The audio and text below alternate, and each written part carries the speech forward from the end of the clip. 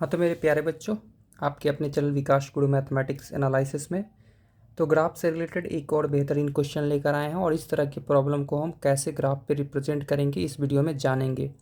तो हमारे पास क्वेश्चन क्या है, for a given temperature relation table between degree Celsius and Fahrenheit is given, draw a graph. तो यहाँ पर आप देख सकते हो कि सेल्सियस में वैल्यू अगर 0 है तो उसका फ़ारेनहाइट में वैल्यू जो है वह 32 है।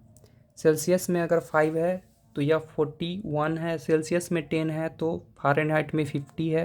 सेल्सियस में 15 है तो फ़ारेनहाइट में कितना है, 39 है। तो इन समस्या को हम कैसे सॉल्व करेंगे जानेंगे इस वीडियो में। यह हमारा मान लीजिए सेल्सियस जो है वह हमारा एक्स एक्सिस को रिप्रेजेंट कर रहा है, जबकि फ़ारेनहाइट हमारा रिप्रेजेंट कर रहा है वाई एक्सिस को।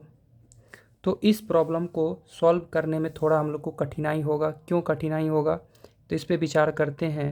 0 है, ये 32 है, तो ग्राफ पेपर पे हम 32 को कैसे रिप्रेजेंट करेंगे, ठीक है। और मैक्सिमम वैल्यू 50 तक गया है।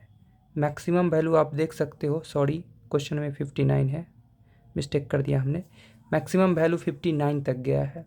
तो 59 शायद इस ग्राफ पेपर में अगर हम लिखे, काउंट करें, लिखे एक बॉक्स को 1 यूनिट को अगर हम 1 लेकर चले तो 59 शायद नहीं पुड़ पाएगा। उसके लिए हमें बहुत बड़ा ग्राफ पेपर की आवश्यकता पड़ेगी। तो हम लोग एक स्केल द्वारा मेज़रमेंट करेंगे। एक स्केल हम लोग खुद अपने मैनेजमेंट के अकॉर्डिंग करेंगे, वो देखिएगा कैसे। तो हम लोग शुरुआत करेंगे, मान लीजिए 10, 20, 30, 40, 50 और 60। मतलब हम लोग इसको वाई एक्सिस लिए हैं ना, तो हम समझा दें यहाँ पर आप लोगों को, थोड़ा सहूलियत के लिए समझा देते हैं। पहले यह हमारा एक्स एक्सिस है, यह हमारा वाई एक्सिस है, यह हमारा 0 है। तो यहाँ से हम स्टार्ट करेंगे 10 से 20, 30, 40, 50, 60, कुछ इस प्रकार ले चलेंगे।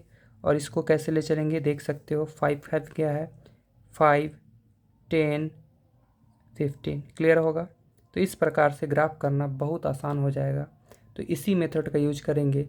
लेकिन बच्चे आप लोग को एक परेशानी होगा कि 32 को हम कहाँ और कैसे रिप्रेजेंट करेंगे। तो आप लोग ग्राफ पेपर देखे होंगे, तो ग्राफ पेपर में एक बॉक्स होता है, स्क्वायर बॉक्स। उस स्क्वायर बॉक्स के अंदर आप देखोगे एक बीच में लाइन होता है। जो लाइन होता है उसका 5वां लाइन, ये शुरुआत होता है 0 से।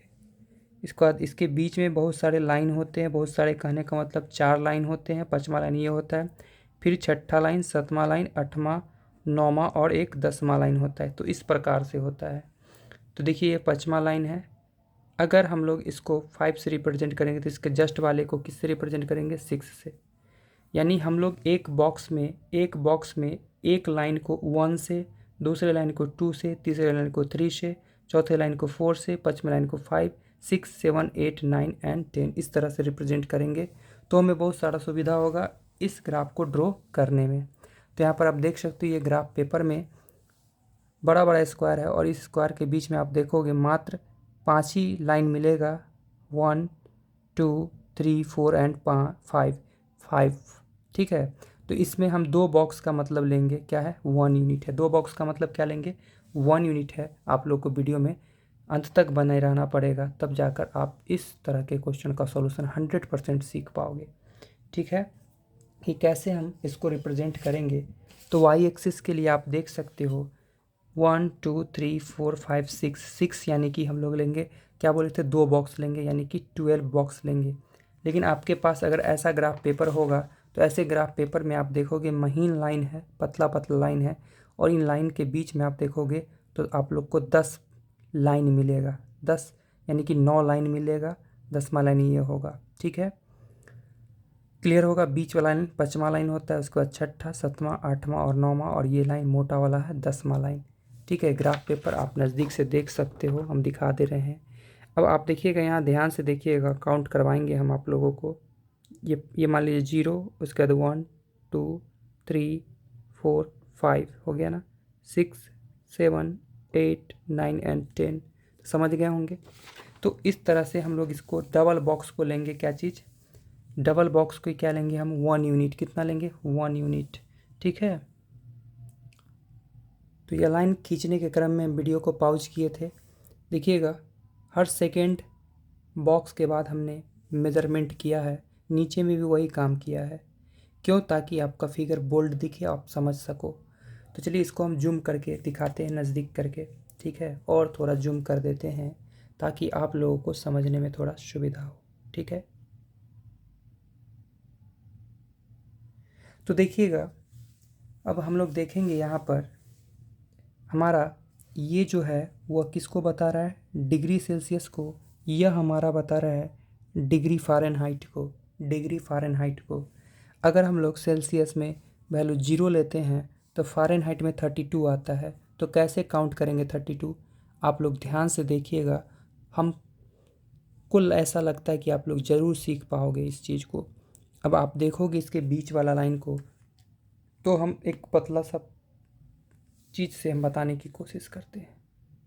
वो पतला सा जो चीज़ हम बोले हैं वो है कंपास। तो देखिए कंपास की मदद से हम सिखलाने की कोशिश करते हैं। ये देखिएगा 0 यहाँ है, इसके जस्ट बाद 1 है, 2 है, 3 है, 4 है, 5 है, 6 है, 7 है, 8 है, 9 है एंड 10 है। ये देख सकते हो 10 है, यहाँ पर क्या है, 10 है। यानी इन सभी के बीच में हमने जब काउंट किया तो 10वां नंबर पे मोटा लाइन है, ठीक है।